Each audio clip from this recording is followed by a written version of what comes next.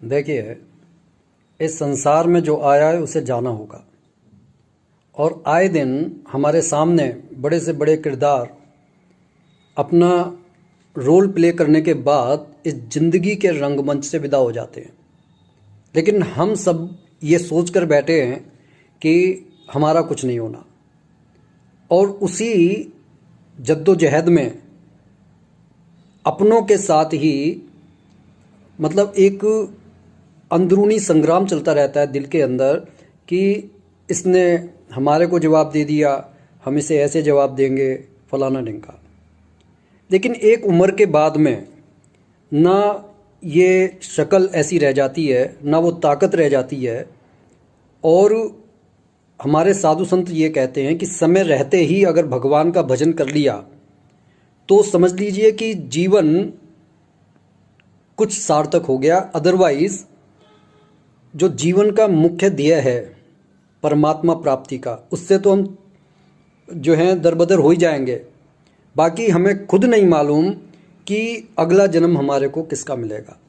पता नहीं कौन से पुण्यों का प्रभाव था कि हमें ये जन्म मिला इंसान का, और हमने भगवान को प्राप्त करने की बजाय उस धन को प्राप्त करने की कोशिश की, जो धन दो भाइयों के बीच में भी बैर करवा देता है।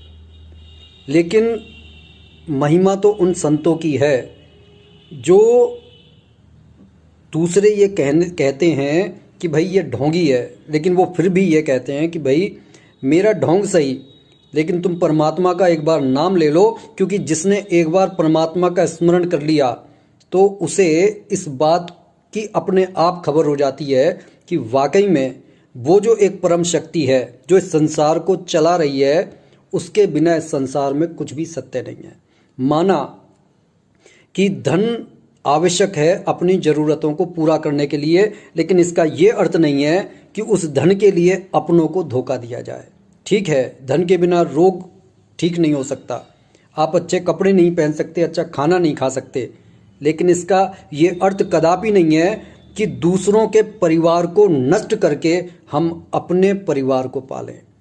अगर ये एक छोटी सी बात समझ में आ जाए तो ये समझ लीजिए कि हमारा कल्याण हो गया।